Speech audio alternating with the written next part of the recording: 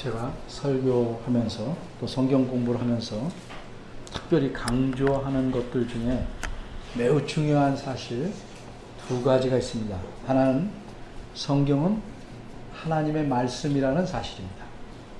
그리고 다른 하나는 교회란 하나님 말씀인 성경을 올바르게 가르치고 배우고 전파하며 이 말씀에 따라 살아야 한다는 사실입니다.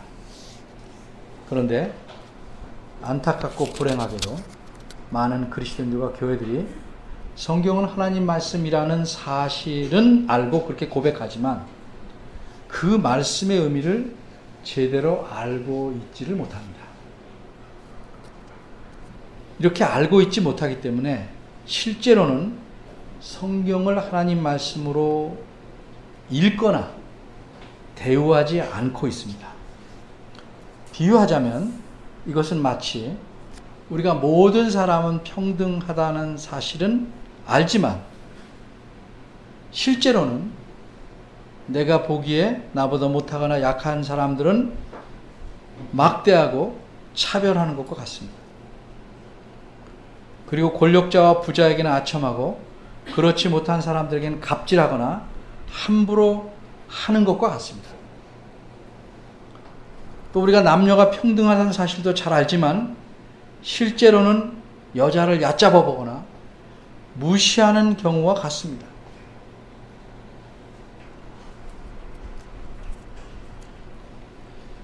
그럼 성경이 하나님 말씀이라는 의미는 무엇일까? 한마디로 그 의미는 성경은 하나님의 자기 계시라는 뜻입니다. 풀이하면 성경은 하나님께서 자신을 알려주신 내용이라는 의미입니다.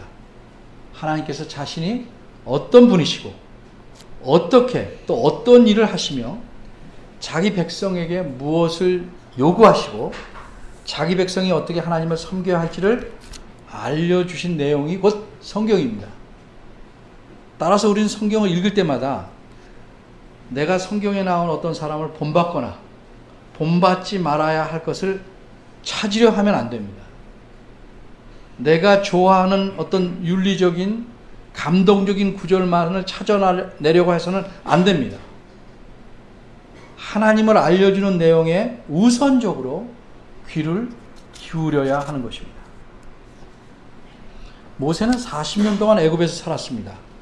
애굽 사람을 죽이고 광야로 도망쳐서 40년 동안 사막에서 생활하였습니다. 나이 80이 되자 하나님께서 모세를 찾아오셨습니다. 그리고 모세를 하나님의 백성 이스라엘을 애굽에서 이끌고 나올 지도자로 삼으셨습니다. 그래서 모세는 애굽으로 다시 돌아가고 있습니다. 그런데 이렇게 돌아가던 길에 참으로 위험한 그러나 매우 황당한 일을 겪게 됩니다. 이 일은 어떤 일이었습니까? 하나님께서 모세를 죽이시려고 하는 겁니다. 우리 보기에 이것은 참으로 황당한 일이 아닐 수 없습니다. 하나님께서 모세에게 나타나셔서 애굽으로 돌아가서 하나님의 백성인 이스라엘 백성을 이끌고 나오라고 말씀하셨습니다. 모세가 이런 하나님 말씀을 듣자 흔쾌히 제가 가겠습니다 이렇게 했습니까? 아닙니다. 모세는 자신이 그럴 만한 인물이 못 되니까 못 가겠다 그러면서 여러 가지 구실을 갖다 붙였습니다.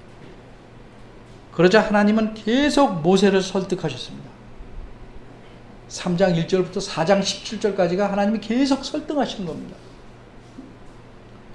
모세가 갖다 붙이는 구실마다 하나님께서는 능력을 보여주시고 대안을 마련해 주시면서 계속해서 설득하셨습니다.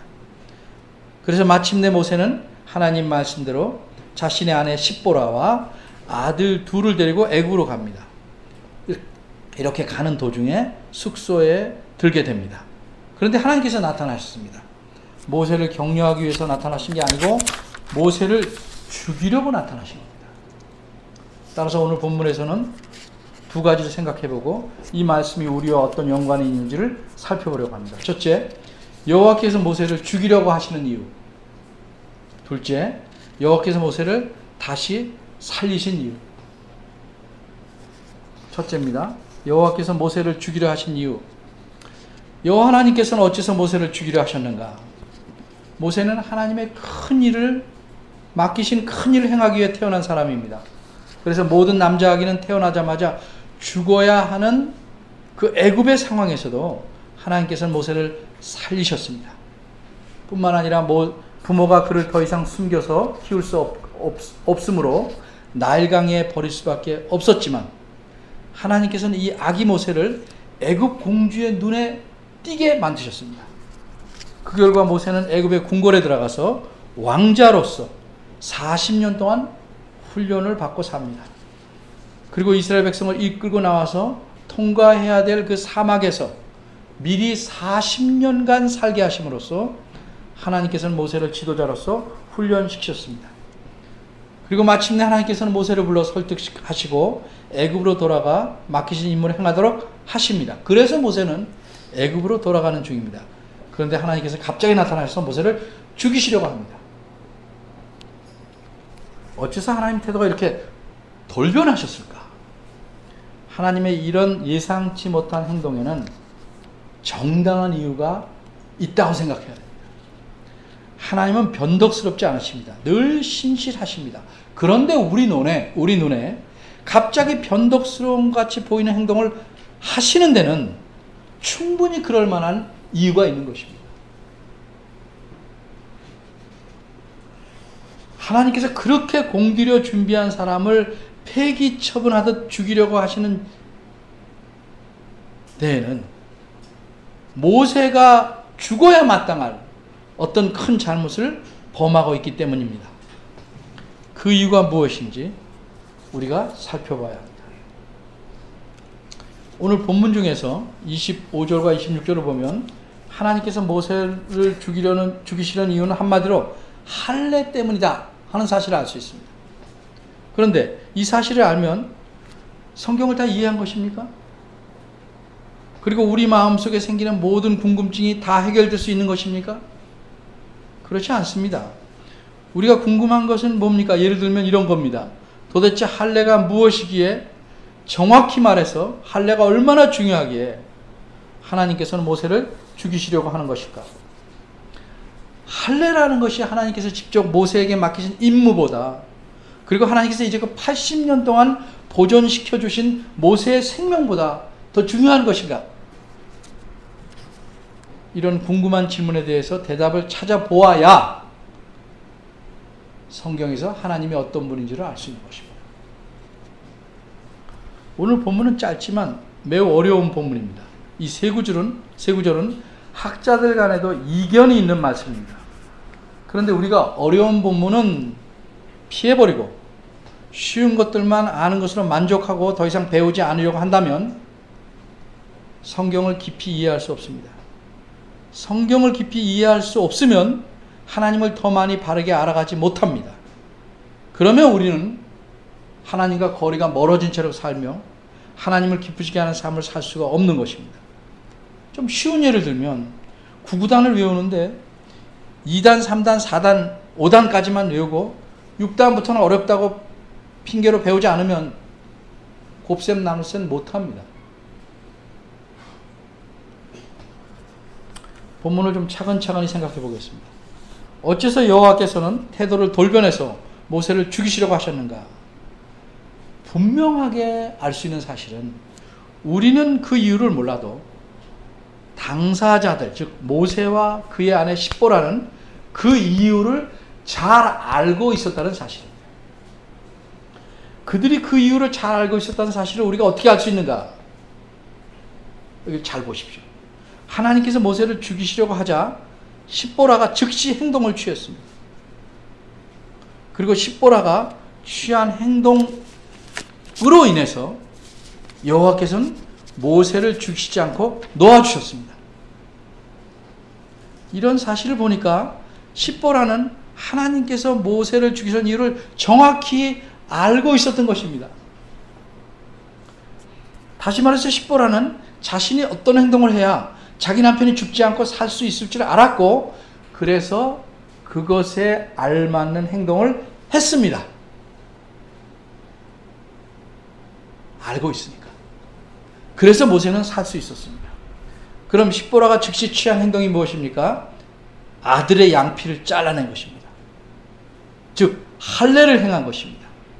그러므로 하나님께서는 모세를 죽이시려고 한 이유는 모세의 아들이 할례를 받지 않았기 때문임이 분명합니다. 두 번째입니다. 그럼 여호와께서 모세를 다시 놓으신 이유는 뭔가? 여호와께서 모세를 다시 놓으신, 바꿔 말해서 죽이시지 않고 살려주신 이유는 뭘까? 간단히 말하면 그가 죽어야만 한 이유가 없어졌기 때문입니다. 그런데 모세가 스스로 자신이 죽어야 할 이유를 없앴습니까? 여기 모세가 행동하는 말한 건 하나도 없습니다.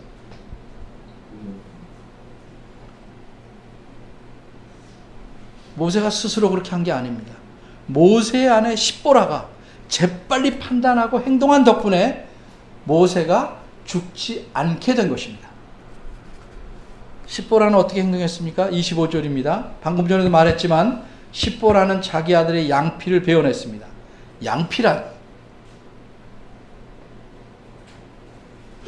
산의 아이의 고추 앞부분에 그 덮인 살갗 부분을 말하는데 이 부분을 잘라낸 것입니다. 십보라가 차도를 취해서 차도를 갖고 와서 양피를 잘라냈습니다. 그 당시에는 강철이나 스테인레스로 만든 칼이 없어서 보통 돌의 한쪽 면을 날카롭게 잘라 만들어 그 돌을 칼로 사용했습니다. 그래서 여기서 차돌이라는 것은 사실 칼로 사용하려고 날카롭게 한 면을 만든 돌을 가리킵니다. 이 돌칼을 사용해서 십보라는 아들의 양피를 베었고 그것을 발 앞에 던졌습니다. 그리고 뭐라고 말했습니까? 당신은 참으로 내게 피남편입니다 라고 말했습니다. 그러자 여호와께서는 죽이시려고 하던 모세를 놔주셨습니다. 그러므로 여호와께서 모세를 살려주신 이유는 무엇입니까? 십보라가 자기 아들에게 할례를 행했기 때문입니다. 이렇게 십보라는 자기 남편의 목숨을 살려냈습니다. 여기서 잠깐 오늘 본문을 기록한 목적이나 이유가 무엇인지를 미리 한번 생각해 봅시다. 오늘 본문을 기록한 목적이나 이유는 뭘까? 아내가 남편을 살렸으니 남편들이 죽고 사는 건 아내에게 달려있다 하는 사실을 가르쳐 주려고 이 본문을 성경에 기록한 것일까? 만일 이런 본문이 그런 것을 말하기 위해서 기록되고 된다고 여러분이 생각해서 아내가 남편의 생사를 쥐고 있으니 아내를 소중히 여겨야 한다는 식으로 본문을 적용한다면 여러분은 오늘 본문 말씀은 적어도 말씀을 성경 말씀으로 여기는 것이 아닙니다. 이런 적용이나 이렇게 생각하는 것은 성경 말씀이 하나님 말씀이 아니고 그저 한낱 인간의 책에 불과하다고 낮추는 것입니다. 만약 이런 적용이나 생각에 합당하다고 생각하는 분이 있다면 창세기 17장에서 하나님께서 아담에게 하신 말씀을 어떻게 적용하시려고 합니까? 하나님께서 아담을 심판하시면서 이렇게 말씀하셨습니다. 네가 네 아내의 말을 듣고 내가 너더러 먹지 말라 한 나무 실과를 먹었은지 땅은 너로 인하여 저주를 받고 너는 종시도록 수고하여 그 소산을 먹으리라. 그럼 조금 아까처럼 생각한다면 이 말씀에서 여러분은 여자가 결국 심각한 문제를 일으켰으니 남자는 결코 여자 말은 들으면 안 된다 이렇게 적용해야 하지 않겠습니까? 성경의 앞뒤가 안 맞습니다. 성경 말씀을 이런 식으로 이해하거나 적용하라는 것은 성경 말씀을 변질시키는 것이고 천박하게 취급하는 겁니다. 마치 선물로 받은 아주 값비싸고 멋진 모자를 걸레처럼 사용하려고 진흙이 잔뜩 묻은 구두를 닦아내는 것 같습니다. 그렇게 쓰면 안 되죠. 다시 본문으로 돌아와서 몇 가지를 더 생각해 보려고 합니다. 십보라는 분명히 자기 남편을 살렸습니다. 적어도 겉보기로는 그렇습니다. 그러나 여러 사실들을 우리가 살펴보면 여호와께서 모세를 죽이려고 하신 근본적인 이유는 모세의 아내인 십보라 때문이었습니다. 다시 말하면 모세는 십보라 때문에 죽을 뻔한 것입니다. 그런데 다행히 십보라가 자신의 잘못을 고치는 바람에 모세가 죽지 않은 것뿐입니다. 어떻게 그런 해석이 가능한지 성경 여러 곳에서 말씀한 내용과 그 내용들의 행간을 읽으면서 살펴보려고 합니다. 모세는 어떤 사람입니까? 히브리 족속의 사람, 이스라엘 사람입니다. 그런데 사막으로 도망쳐서 다른 족속, 즉 미디안 족속의 제사장 집에서 거주하며 일하게 됩니다. 그리고 그 제사장의 딸인 십보라와 결혼하고 아들 둘을 낳습니다. 이 미디안 족속도 히브리 족속처럼 아브라함의 후손입니다. 모세의 장인이 미디안 족속의 제사장이므로 그가 제사장이기 때문에 다른 그 족속의 다른 사람들보다 당연히 아브라함에 대해서 잘 알고 특별히 하나님과 아브라함의 관계에 대해서 더 많이 알고 있었을 것은 분명합니다. 하나님을 섬기는 제사장이니까. 그리고 모세도 이 장인에게서 하나님에 대해서 더 많이 배웠을 것입니다. 하나님께서 모세에게 처음 나타나셔서 3장에 자신을 뭐라고 소개하시냐면 아브라함의 하나님이라고 소개하십니다. 그리고 더 이상 아브라함의 하나님이 누구신지를 자세히 설명하지 않습니다. 왜 그렇습니까? 자신을 아브라함의 하나님이라고 소개하는 것만으로도 모세는 하나님이 어떤 분인지를 충분히 알 만큼 지식을 갖고 있었기 때문입니다. 그런데 아브라함이 하나님을 안다는 것은 무엇보다도 하나님께서 아브라함과 맺으신 언약을 통해서 아브라함의 하나님 됐기 때문에 그 언약의 내용을 아는 것이 핵심이고 그 언약의 내용에서 가장 중요한 것은 할례입니다. 특히 아브라함과 그의 후손이 할례를 행하지 않으면 그 백성 중에서 끊어진다, 즉 죽는다 하는 사실을 잘 알고 있는 것입니다. 이렇게 아브라함에게 맺은 하나님의 언약에 근거해서 모세는 이스라엘의 다른 백성들처럼 자기 족속들처럼 자신의 첫째 아들에게 당연히 할례를 행했을 것입니다. 왜 그렇게 생각하냐면 오늘 본문 25절을 보면 십보라는 자기가 데려가는 두 아들 모두에게 할례를 행한 게 아니고 한 아들에게만 할례를 행했습니다. 다시 말해서 그때까지 할례를 받지 않은 아들에게만 할례를 행한 것입니다. 그럼 이때 할례를 받지 않은 아들은 누구겠습니까? 이때 할례를 받지 않은 아들은 상황을 더 살펴보면 둘째 아들이다 라고 보는 것이 훨씬 자연스럽습니다. 둘째를 먼저 할례했을 리 없습니다.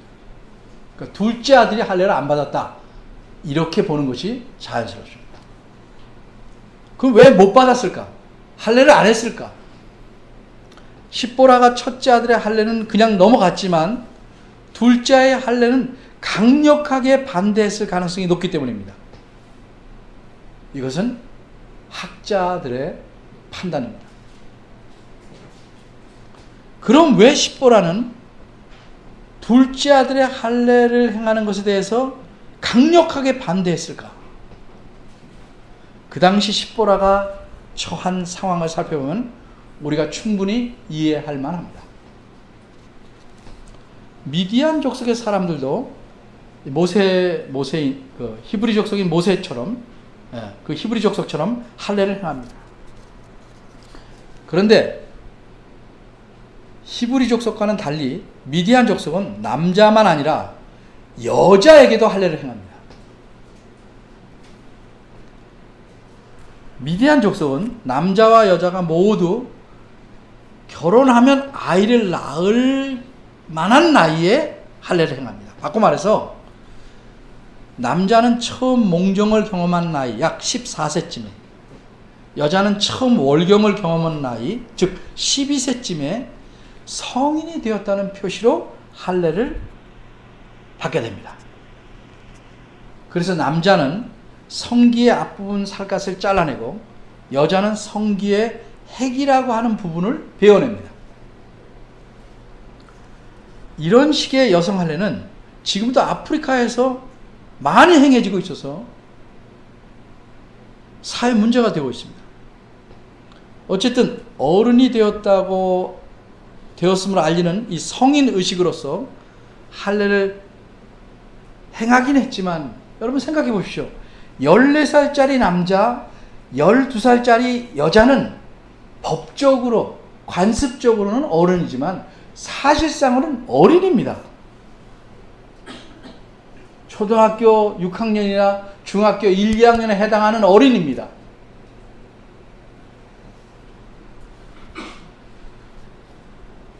이 할례가 얼마나 아픈 것인지 십보라는 자신도 겪어봤지만 겪기 전에 적어도 언니나 다른 친척이 받는 것을 보아서 잘 알고 있습니다. 그러니 자기가 받을 때가 되면 안 받을 수가 없으니까 그 부족의 족속의 성인의식이니까 십보라는 반강제로 끌려가서 받게 된 것입니다. 오늘날처럼 마취 안 합니다. 생으로 사람의 몸에서 가장 부드러운 살갗을 날카로운 돌로 잘라내니까 그 고통이 이루 말할 수가 없습니다. 그런데 이 고통스러운 할례를 행하는 사람은 누굽니까? 그 가까운 친척의 어른입니다. 그러니까 할례를 당하는 어린이의 입장에서는 누가 제일 믿겠습니까?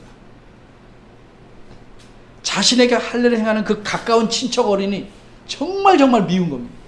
고통을 주니까. 그런데 이렇게 어린아이에게 고통스러운 할례를 행하는 시기가 히브리 민족에게는 14살이나 12살 때가 아니고 태어난 지 8일 만입니다. 그러니 할례의 고통을 겪어본 십보라는 엄마로서 자기 아들이 히브리 민족의 전통에 따라서 태어난 지 8일 만에 8일 된 아기가 아프다는 표현조차 할 수 없고 그저 까무러치게 죽을 듯이 울 수밖에 없는 그 갓난아기에게 할례를 행하는 것을 참아 볼 수가 없었을 것입니다. 첫째 아이는 그냥 그렇게 넘어가게 되었다고 할지라도 그렇게 심하게 우는 첫 아이를 본 엄마로서 십보라는 둘째 아이가 할례 받는 것에 대해서는 결사적으로 반대할 수밖에 없었을 것입니다. 십보라는 사막에서 자기 아버지 양떼를 키우며 양떼를 몰고 다니던 목동입니다. 일반 여인들보다 달리 매우 강할 수밖에 없습니다. 그러니 십보라의 강력한 반대에 부딪혀서 모세는 둘째 아이에게 할례를 행할 수가 없었습니다. 그래서 모세는 둘째 아들에게는 할례를 행하지 못한 채 애굽으로 가는 중입니다. 하나님께서 아브라함과 언약을 맺음으로 하나님의 백성 삼으신 이스라엘 백성을 애굽에서 끌어내시기 위해서 모세는 애굽으로 가는 겁니다. 모세가 언약 백성의 지도자로서 애굽에 가는 것인데 그 지도자가 자기 아들에게는 언약 백성이로서 받아야 될 중요하고 유일한 언약의 표시인 할례를 행하지 않았을 뿐만 아니라 할례를 늦게나마 행할 시간이 충분했음에도 불구하고 행하지 않은 채 가족을 데리고 애굽으로 갑니다. 하나님과 맺은 언약의 백성의 지도자가 될 사람이 가장 기본적인 원칙도 무시한 채 가족을 데리고 애굽으로 갑니다. 하나님 보시기에는 모세가 이런 것들을 다 알고 있음에도 불구하고 지키지 않음에 대해서 분노하신 겁니다. 하나님의 명령은 매우 지엄합니다. 할례를 받지 않은 자는 누구든지 반드시 죽인다고 하셨습니다. 근데 아기의 경우는 그에게 할례를 행하지 않은 아버지를 죽이는 겁니다. 아기가 스스로 할례를 행하는 게 아니니까. 이것이 언약의 규칙입니다. 규정입니다. 따라서 하나님께서는 자신의 명령을 여러 가지 핑계를 댈 수 있지만 짐짓 무시하고 버티는 모세를 언약의 규정대로 죽이시려고 모세에게 나타나신 것입니다.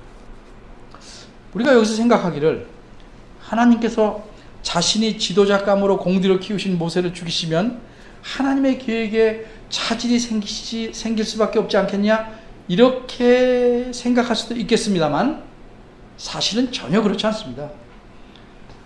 하나님께서 사람을 통해 일하시지만 사람이 없으면 일을 하실 수 없기 때문에 사람을 데리고 일하시는 것이 아닙니다. 다만 하나님께서는 자신이 하시는 일에 사람을 쓰시는 것은 그렇게 일하시기를 기뻐하시기 때문입니다. 좀 예를 들면 아버지가 자기 혼자 할 수 있는 일을 아들을 데리고 합니다. 얘가 있으면 더 귀찮아요, 사실. 이것도 가르쳐야 되고 질문 대답해야 되고. 근데 그렇게 데리고 하길 기뻐하니까 데리고 하는 겁니다. 아들이 없으면 그 일에 같이 하지 않으면 못하는 게 아닙니다.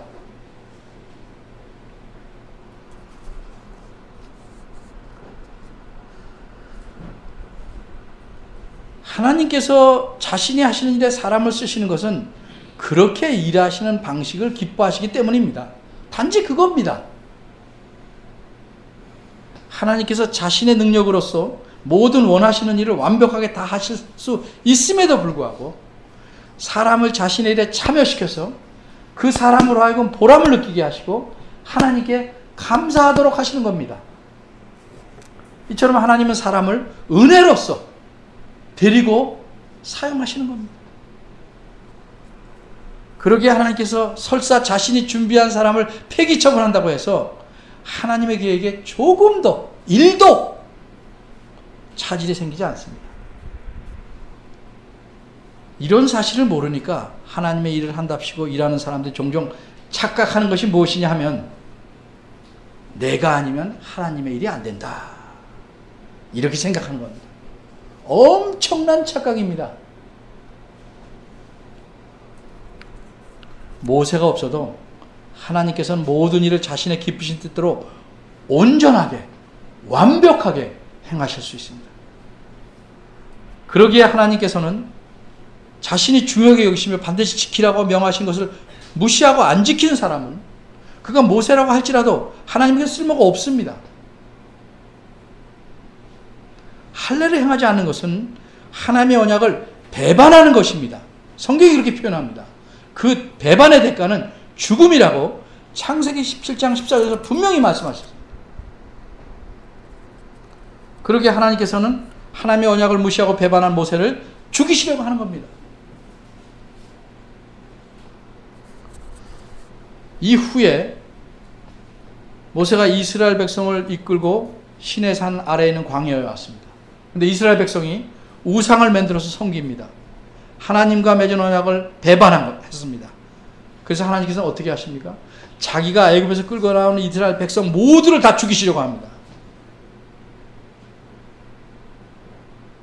모세가 울며 간구함으로 겨우 넘어갔습니다. 하나님의 언약을 어기는 자는 그 수가 아무리 많아도 전혀 필요가 없습니다. 하나님에게는 하나님만을 의지하고 하나님만을 섬기며 산다는 백성이 필요한 겁니다. 그래도 모세는 한번 봐줄만 하지 않은가? 이렇게 여러분이 생각할지 모르지만 하나님은 그렇게 생각하지 않습니다.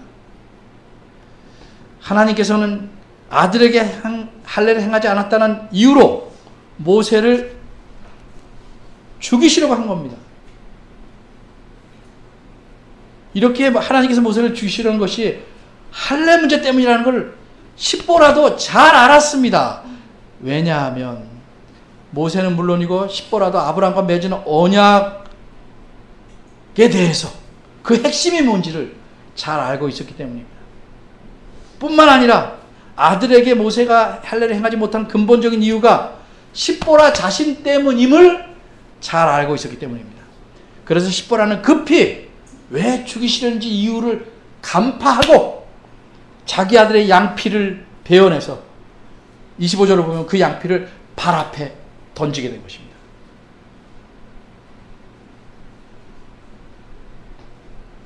우리말 성경에서는 모세의 발 앞에 던졌다고 합니다. 그런데 이 표현에 대해서 다시 생각해 볼 여지가 있습니다. 이 표현을 원어 그대로 옮기면 모세가 아니고 그의 두 발에 갖다 대었답니다. 휙 던진 게 아니고 그의 두 발에 갖다 대었다입니다. 그럼 여기서 그는 누굴까? 우리말 성경에서는 그를 모세로 보았습니다.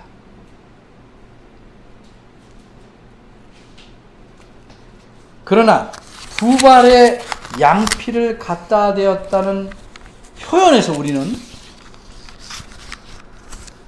만일 하나님께서 사람의 모습으로 나타나셨다면 하나님의 두 발일 수도 있습니다. 하나님께서 모세를 죽이시려는 것이 십보라의 눈에 보였기 때문에 십보라가 행동을 취할 수 있었습니다. 자기 아들에게 할례를 행할 수 있었습니다. 어떻게 십보라는 하나님이 모세를 죽이려는 걸 봤겠습니까? 하나님이 어떤 모습을 취하시고 나타났기 때문입니다. 어떤 모습을 취하셨을까? 일찍이 하나님은 아브라함에게도 나타나셨는데 사람의 모습으로 나타나셨습니다. 그러니까 우리는 자연히 이번에도 하나님께서는 사람의 모습으로 나타나셨다고 보는 것이 자연스럽습니다. 어쨌든 여기서 그를 모세로 보든지 하나님으로 보든지 전체적인 해석에 차이가 생기는 것은 아니지만 오늘날 성경학자들 대부분은 이것이 모세의 발이 아니고 지금 사람의 모습으로 나타나셔서 모세를 죽이려고 하시는 여호와 하나님이라고 이해합니다.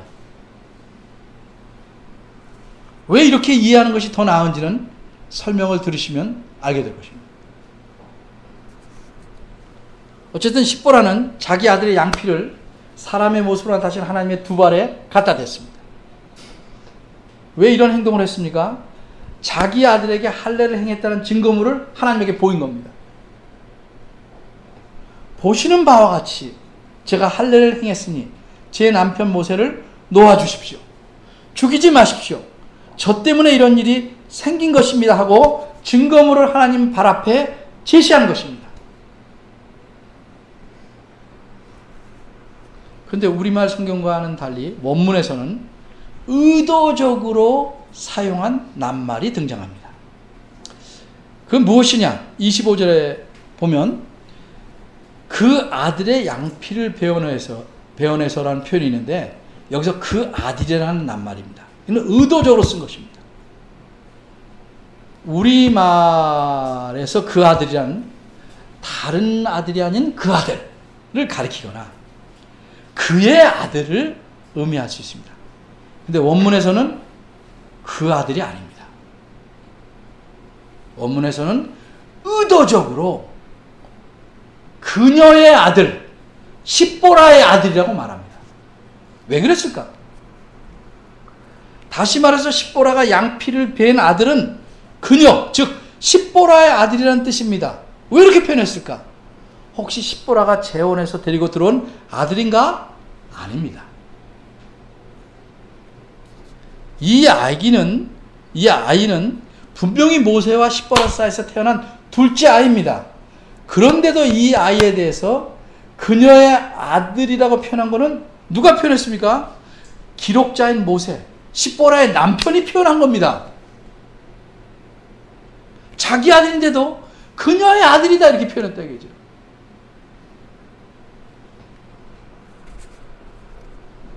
그럼 이렇게 표현함으로써 모세는 어떤 의도를 보인 겁니까? 쉽게 말하자면 이 아들은 모세 자신이 아버지지만 전혀 어쩔 수 없는 아들, 십보라가 끼고 도는 아들이라는 사실을 보여주는 겁니다.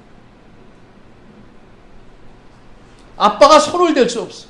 엄마가 딱 가로막아서. 그런 집들 많죠?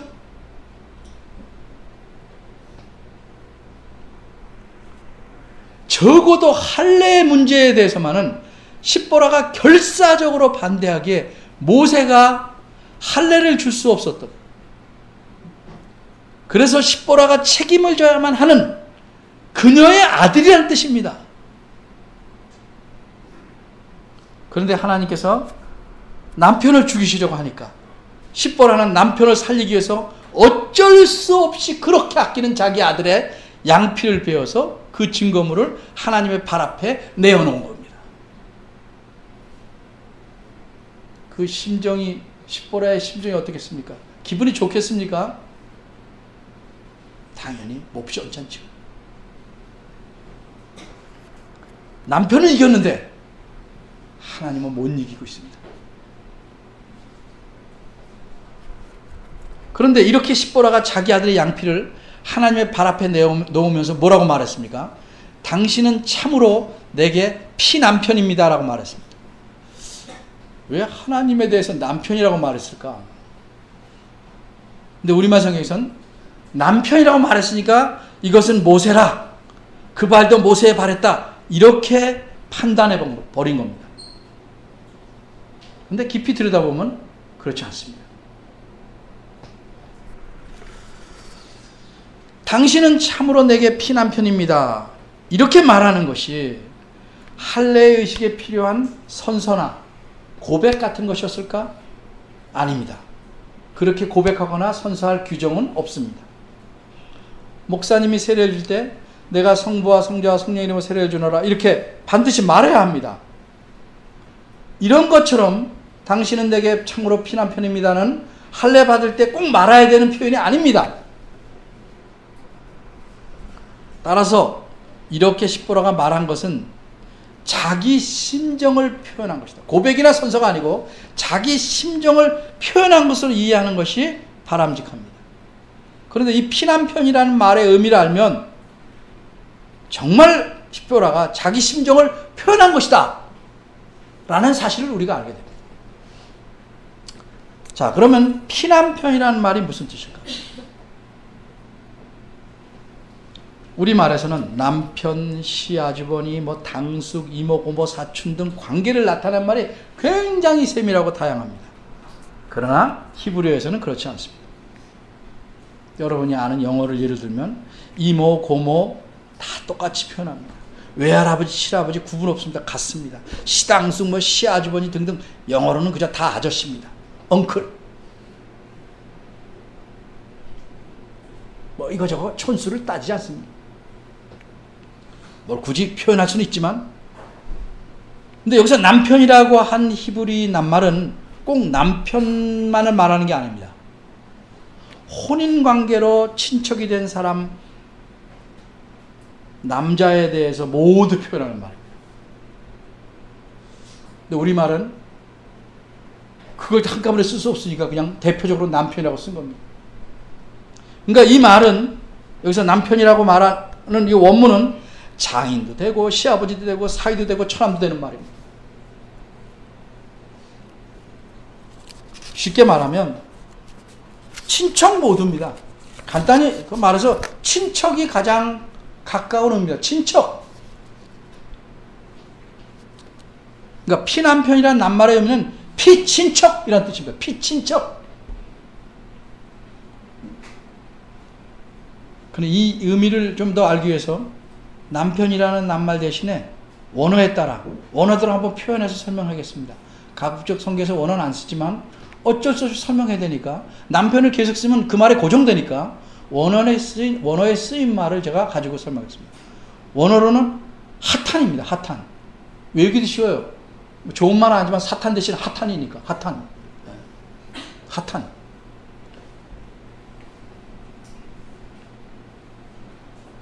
그러니까 핫한 담임, 핫한. 이렇게 표현한 겁니다. 십보라가 하나님에게 말한 정확한 표현은 당신은 참으로 내게는 핫한입니다. 핫한 반 원어로 고쳤어요. 핫한입니다. 이렇게 말했습니다. 이게 무슨 말일까? 출애굽기는 모세가 기록했습니다. 후에 기록할 때 이 하나님이 자기를 죽이시려고 하는 그 현장에 모세가 있었지 않습니까? 근데 그 현장의 일을 기록하면서 여기 이렇게 설명을 붙입니다. 26절입니다. 설명이 붙인 글이 나옵니다. 그때에, 후에 기록한 거예요. 그때, 이 현장의 일을 쓰면서 그때에, 즉 십보라가 자기 아들의 양피를 하나님의 발 앞에 갖다 대었을 때에, 그 말입니다. 훗날 그때 십보라가 피하탄이라고 말했는데 왜 그렇게 말했냐? 그것은 할례 때문이었다. 이렇게 설명을 붙인 겁니다. 모세가 제일 잘 알죠. 왜 그랬는지. 피하탄이라고 말한 건 할례 때문이었다. 이렇게 말했다.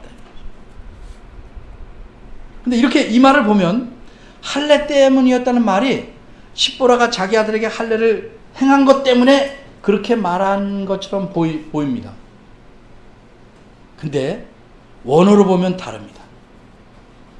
이것도 설명을 들어야 돼요. 그래서 어려운 겁니다. 근데 잘 들어야 됩니다. 그래야 하나님을 우리가 잘 알 수 있습니다.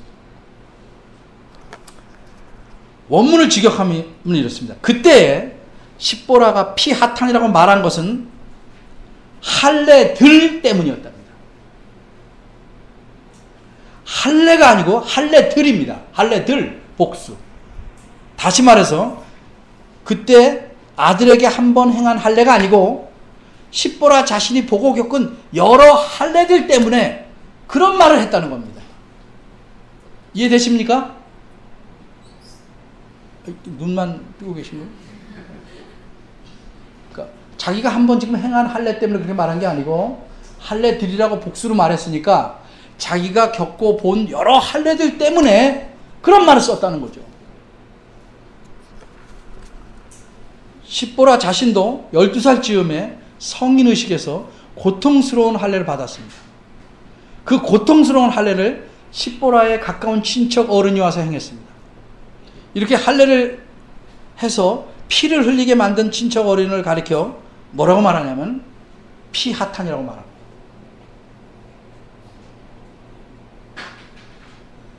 다시 말해서 십보라는 자신이 아들에게 할례를 행할 때 자신이 받았던 할례와 자신이 보았던 할례들과 또 그 고통 또 할례를 집행하는 자를 다 기억하고 그걸 다 기억하고 그런 기억 속에서 피하탄이라고 지금 하나님 앞에 말한 겁니다. 다시 설명하자면 하나님에 대해서 지금 갖게 된 십보라의 심정이 이렇다고 말한 겁니다. 설명을 합니다. 제가 지금 제 남편을 살리기 위해서 급하게 차돌 칼로서 정말 행하기 싫은 고통스러운 할례를 제 아들에게 행했습니다.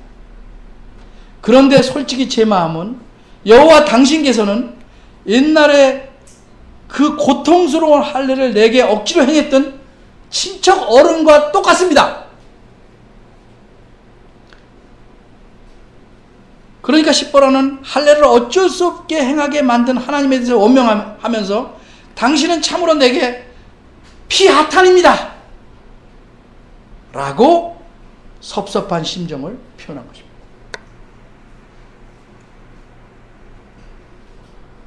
어쨌든 이런 일이 있은 후에 십보라는 어떻게 합니까? 두 아들을 데리고 다시 고향으로 돌아갑니다. 모세를 따라 애굽으로 가지 않습니다. 십보라는 마음이 무척 상했습니다. 그래서 오랜 세월 남편과 떨어져 지냅니다.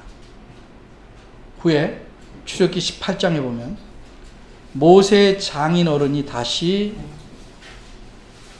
모세를 만날 때 집으로 먼저 돌아왔던 자기 딸과 손자 둘, 즉 모세의 아내 십보라와 두 아들을 모세에게 데리고 갑니다.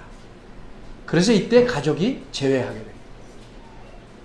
이런 상황들을 종합해 볼 때 십보라는 하나님에 대해서 당신은 억지로 나로 하여금 내 아들에게 할례를 행하게 만든 피하탄, 즉 할례를 집행한 친척 어른과 같은 분이시다. 심한 고통을 준 분이다. 이렇게 표현함으로써 하나님에 대해서 자신의 속상함을 노골적으로 표현한 것입니다.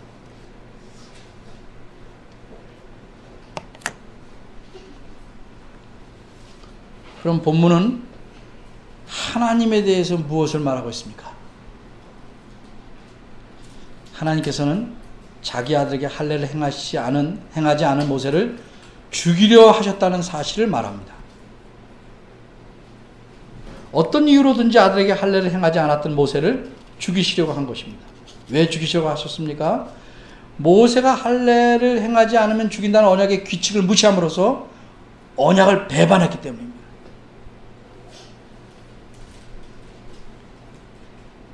언약을 배반하는 건 하나님을 배반하는 겁니다. 다른 게 아닙니다. 하나님과 맺은 언약은 그만큼 중요한 것입니다. 언약을 배반하면 생명을 내놓아야 하는 것이 규정입니다.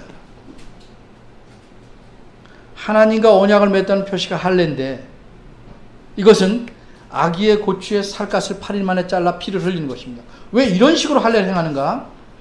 고추란 후손을 만드는 생명의 근원이며 이것을 자름으로써 하나님 앞에서 내 힘, 인간의 근원을 잘라냄을 상징했던 것입니다. 다시 말해서 인간이 자신의 근원을 힘의 근원을 잘라냄으로써 내 모든 힘을 버리고 하나님만을 섬기고 의지하고 살겠다는 상징적 표시를 육체에 새기는 겁니다. 이런 의식을 통해 하나님과 언약 관계에 들어갑니다. 이런 의식을 통해 하나님의 백성이 되는 것입니다.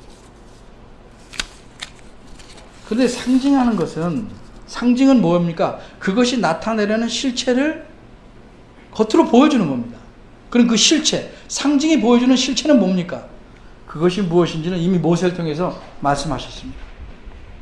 신명기 10장에 보면 그러므로 너희는 마음의 할례를 행하고 다시는 목에 굳게 하지 말라. 몸에는 다 할례를 행했는데 몸만 행했지 마음에는 할례를 행하지 않아요. 무슨 의미입니까? 하나님만을 섬기고 의지하는 대신에 자기를 의지하는 마음을 잘라내야 되는데 그래서 몸의 할례를 받는 것인데 그렇게 받으면 마음이 그래야 되잖아요. 마음은 안 그런다 이 말이죠. 예레미야 선지자도 그렇게 말했어요. 그래서 너희가 유대인들에게 마음의 가죽을 벗기고 베어내서 나 여호와께 속하라. 그러기 전엔 내게 속한 게 아니다 이 말이에요. 유대인들은 몸에는 할례를 받았으나 그건 겉표시일 뿐이고 그것이 정말로 의미하는 마음의 할례를 받지 않았다 이거죠. 그래서 하나님의 맺은 언약을 배반하고 하나님을 의지하고 살겠다, 섬기겠다는 것을 안 지키고 있다 이 말이에요.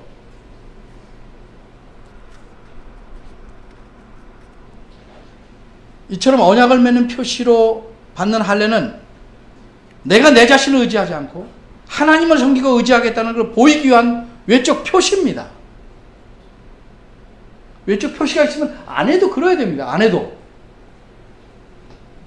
근데 신약 시대에 오니까 더욱 심하게 유대인들이 외적 표시만 집착하고 마음의 할례는 안 받습니다. 마음은 안 그렇습니다.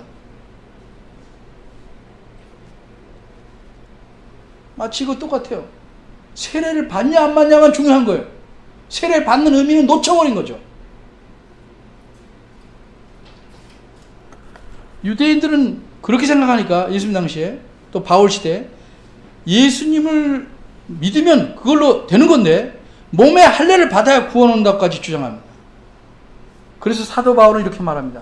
육체의 모양을 내려 하고 자기를 자랑하는 것은 자기가 할례 받다 자랑하고 나는 그래서 하나님의 택한 백성이다 자랑하려는 것은 자기를 신뢰하는 것이다. 자기 육체를 신뢰하지 않는 우리가 참으로 할례당이다. 진정한 할례를 받은 사람이다. 마음의 할례를 받은 사람이다. 이렇게 말합니다. 그리스도를 의지한다는 것은 자기를 의지하지 않는다는 것이고 이런 사람이야말로 참으로 하나님께 속한 자라고 말하는 겁니다. 근데 신약 시대에는 이 할례라는 겉표시가 없어집니다. 왜? 그렇게 할 필요가 없어요. 중요한 건 마음이니까.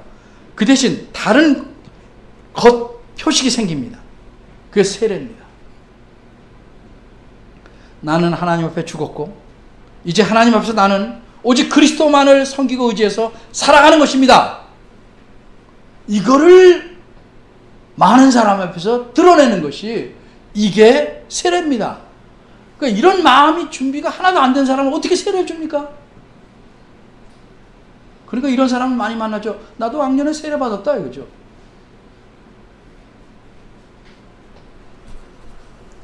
근데 하나님만을 의지해서 살아가는 것은 누구나 그래야 됩니다. 어린아이도 그래야 됩니다. 어린아이도 하나님 앞에서 죄인입니다. 어린아이도 하나님을 섬기지 않으면 죽어야 합니다. 자신을 의지하고 살면 안 되는 것이고, 태어날 때부터 누구나 사람은 하나님에게 속하려면 어떻게 해야 되는지 가르쳐야 되는 것이고, 그렇게 행해야 하는 것입니다. 그래서 우리는 의식을 통해서 늘 기억하는데, 이런 기억을 갖게 하는 것이 성찬식입니다. 예수님께서 어떻게 하셨습니까? 이것은 너희를 위해서 흘리는 내 언약의 피다. 예수 믿는다는 건 예수님께서 대신 언약을 맺음으로써 우리가 언약 관계에 들어가는 겁니다. 이것을 마시고 나를 기념해라. 기억하라는 말입니다. 기억해라. 그 성찬 때마다 우리는 특별히 무엇을 기억해야 하냐? 이걸 기억해야 됩니다. 나는 죽었습니다. 하나님과 새로운 언약 관계에 들어가서 그리스도를 통해서 나는 죽고 오직 하나님만을 섬기고 의지하면서 살아가는 것입니다. 이걸 기억하고 보이는 겁니다.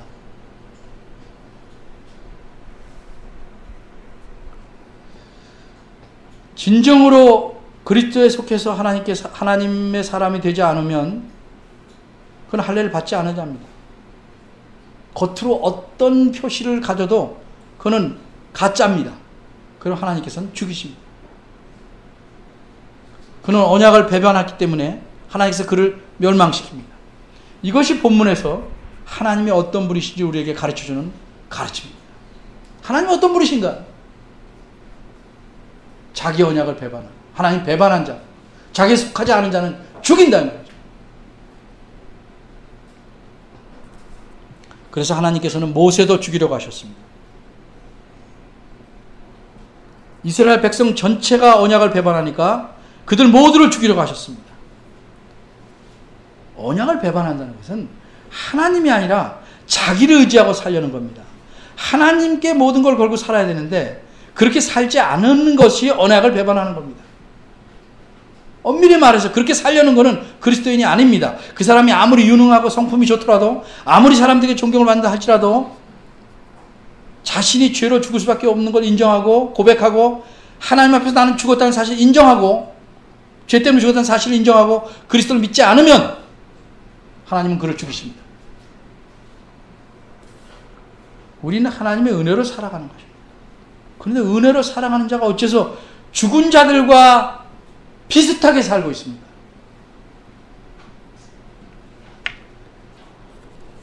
하나님만을 섬기며 의지하고 살아가려고 하지 않기 때문에 그렇습니다. 하나님에게 모든 것이 달려있음을 알고 그분을 붙쫓아 가야 됩니다. 하나님께 속했다고 말은 하고 겉으로 보긴 그런데 속은 속하지 않은 자, 가짜입니다. 하나님은 그를 죽이실 것입니다. 이런 사실을 우리가 늘 기억하고 하나님께 속한 자답게 하나님만을 섬기고 살아가야 할 줄 압니다. 기도하겠습니다. 하나님, 저희가 겉으로는 그리스도인이요 외면상으로는 예수님을 따르는 자들이지만 우리의 내면은 여전히 나 자신을 의지하며 살아가려고 합니다. 예수님 당시 유대인과 거의 다를 바 없습니다. 주님, 저희를 용서해 주시고 이제는 십자가에 나의 정과 욕심 못 받고 내가 살아있는 것은 그리스도 안에서 살아있고 그리스도께서 내 안에 살아계심을 하고 살아가는 것임을 알게 하옵소서. 이제껏 세상에서 바라던 모든 욕심과 정을 내던지게 하시고 세속에 물들지 않게 하시고 참으로 하나님께 속한 자답게 거룩한 삶을 살 수 있는 은혜를 주시옵소서. 이렇게 살아가려면 참 힘들지만 또 그렇게 살아가는 책임이 막중하고 그래서 우리의 재물과 우리의 시간과 모든 것을 희생할 때도 있습니다. 그럴지라도 우리가 헌신된 그리스도인으로 살게 하시고 하나님을 위해서 내 생명을 살리시는 그리스도를 위해서 이런 삶을 살아갈 수 있도록